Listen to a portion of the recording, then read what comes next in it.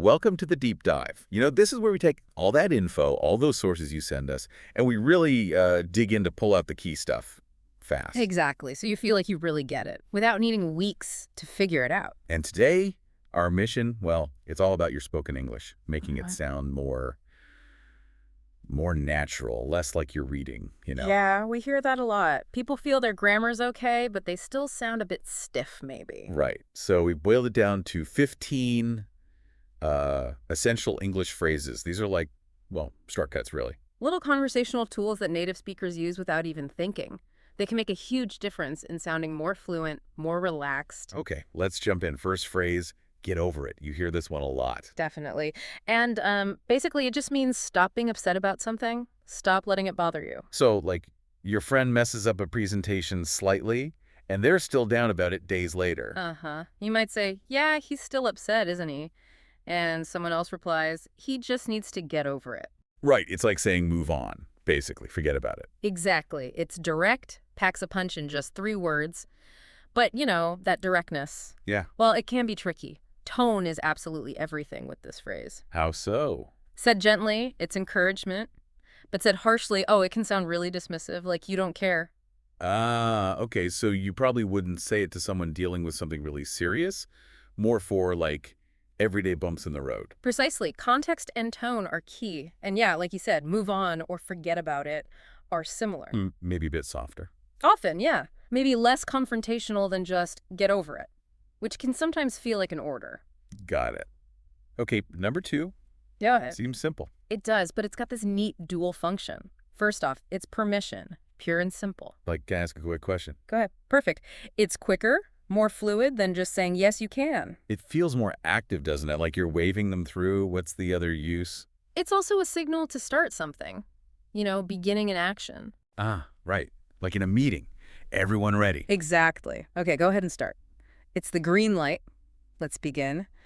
Context makes it super clear which meaning is intended. Okay, makes sense. Number 3. Hang on. Another short one. Does double duty. It does. First meaning, wait, just for a short time. Like you're looking for your keys, someone's waiting at the door. Uh-huh. Hang on a second, I'll be right there. It just signals a brief pause. Very common. Definitely use that one all the time. Okay. And the second meaning? It's physical, holding something tightly. Like on a roller coaster. Perfect example. Hang on tight. This is going to be bumpy. You're telling someone to grip firmly, for safety or stability. Right. The situation tells you immediately it's not about waiting then. Okay, next. Keep an eye on. Yeah, this one paints a picture, doesn't it? It means to watch something or someone carefully, monitor them. Usually when you're asking someone to look after something for a bit. Exactly. Like, hey, can you keep an eye on my bag while I run to the restroom? You're asking for temporary supervision. Focused attention.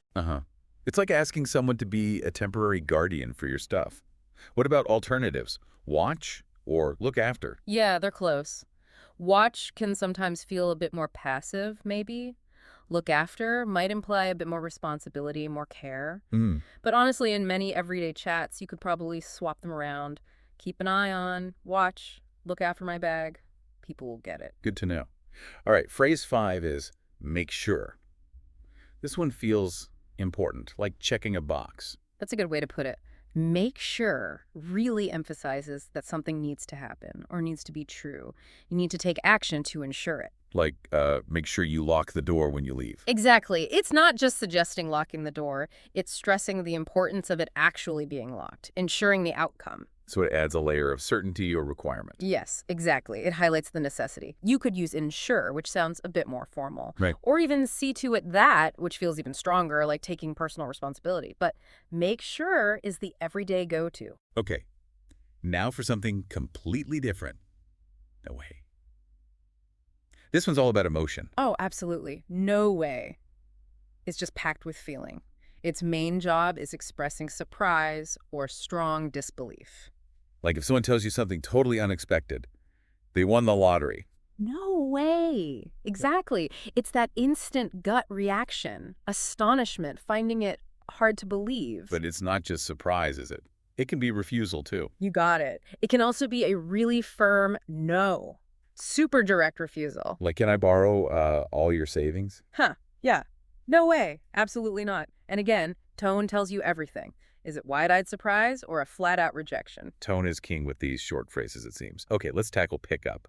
This little verb does a lot of heavy lifting. It really does, a classic phrasal verb example. So the most obvious meaning is, well, physically lifting something. Can you pick up that pen I dropped? Simple as that. Picking something up from a surface, but that's just meaning number one. Right, meaning number two. Collecting someone, usually in a vehicle. I'll pick you up at 7 tonight.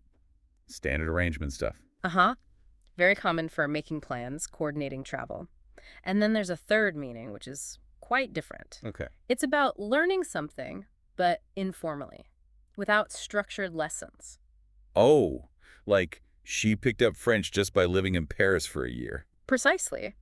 It suggests learning through exposure, sort of absorbing it naturally. Amazing how one phrase covers lifting objects, collecting people, and acquiring skills, isn't it? It really shows how much we rely on context. Oh.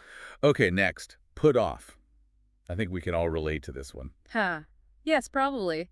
Put off simply means to postpone or delay doing something, usually something you don't really want to do. Like do your taxes or that big report for work. Exactly. I know I need to start, but I keep putting it off. It captures that feeling of procrastination perfectly. It really does. Are postpone and a delay basically the same? They mean the same thing, yeah. But they often sound a little more formal than put off. And procrastinate. Procrastinate is more about the habit of putting things off. Put off is often about delaying one specific task you're trying to avoid. Gotcha. Okay, now for a pair. Sort of and kind of. These seem to soften things. That's a great way to describe them. They add nuance. You use them when something isn't completely true, or to make a statement less direct, less absolute. So if someone asks, are you hungry? You might say, kind of, meaning, yeah, a little bit, but maybe not starving. Or did you like the movie? It was sort of interesting. Meaning it wasn't amazing, but it wasn't terrible either, that middle ground. Exactly. It avoids a blunt yes or no. It adds that layer of, well, real-life fuzziness. Things aren't always black and white. These words reflect that. Makes conversations sound more natural, less robotic. Yeah. Okay, next up. Take your time. This sounds nice and polite. It is. It's a way to tell someone there's no need to rush. It's reassuring. Like if someone's struggling a bit with explaining something or doing a task. Yeah, it's okay. Take your time. It shows patience, reduces pressure. It creates a much more relaxed feeling. Such a simple phrase, but really useful for setting a comfortable tone. Okay, moving to turnout. This one's about results, outcomes. Exactly. Turnout describes how a situation develops or what the final result is. Often there's a hint that the outcome was maybe a bit uncertain or unexpected. Like the project was really difficult, but it turned out great in the end. Perfect. Or we thought it might rain, but the weather turned out beautiful. It described the final state of affairs. So you use it when looking back at how things ended up. Or asking about it, like, how did the meeting turn out? Precisely. It focuses on the conclusion, the resolution, sometimes with that element of surprise or just finding out what happened. All right, another multitasker next.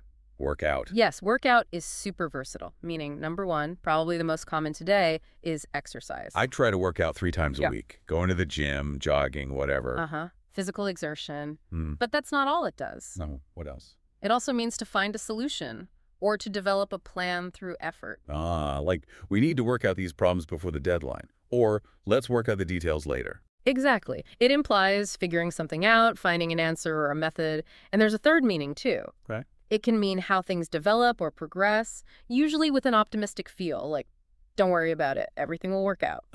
So it implies things will resolve positively in the end. Often, yes. It suggests a situation will reach a satisfactory conclusion eventually. So, exercise, problem solving, and positive development, all covered by workout. That's quite a range. Okay, nearly there. Number 13. What are you up to?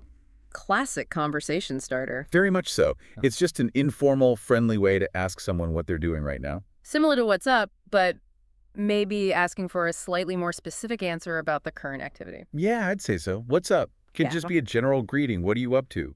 Usually prompts a response like, oh, not much, just watching TV, or I'm working on dinner. Right. Casual, easy way to check in. Okay, number 14, get rid of. This one's pretty straightforward. It means to eliminate something, throw it away, dispose of it because you don't want it anymore. Like decluttering. I need to get rid of these old clothes. Perfect example. It's about discarding the unwanted. We all do it. You could say throw away or discard, which are similar. But get rid of, feels maybe the most common in everyday chat. I think so, yeah. It's very direct and frequently used for anything you want to remove from your possession or your life.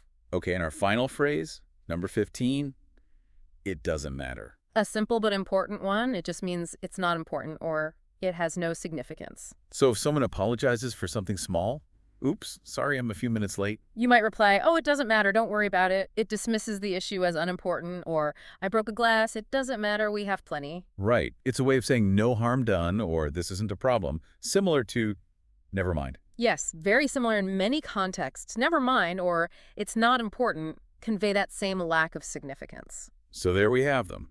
15 phrases that, well, they might seem small, but using them can really change how natural your English sounds. Absolutely. They're the kind of phrases that bridge the gap between knowing the grammar rules and actually communicating fluently and easily in everyday situations. The right conversational glue, almost. Mm, Things native speakers just slot in without thinking. exactly. And learning to use them consciously is a fantastic step. This deep dive gave us a chance to really focus on these practical tools. So for everyone listening, here's a little challenge maybe. For the next week, try to be a phrase detective. Ooh, I like that. Yeah. Listen for these 15 phrases in shows, movies, podcasts, real conversations. Notice how people use them. Uh-huh. Pay attention to the context, the tone. And then, the important bit. Try using one or two yourself. Just slip them into your own speaking, see how it feels. And maybe think about why they work so well. What is it about sort of, or hang on or work out that makes the conversation flow better? Yeah, great point. It gets you thinking about the mechanics of natural speech. It really does. It's about observing, understanding, and then practicing. That's how you integrate them. Well, hopefully this is giving you some really concrete things to try out. Absolutely. We'll be back soon with another deep dive, exploring more insights from the sources you share with us.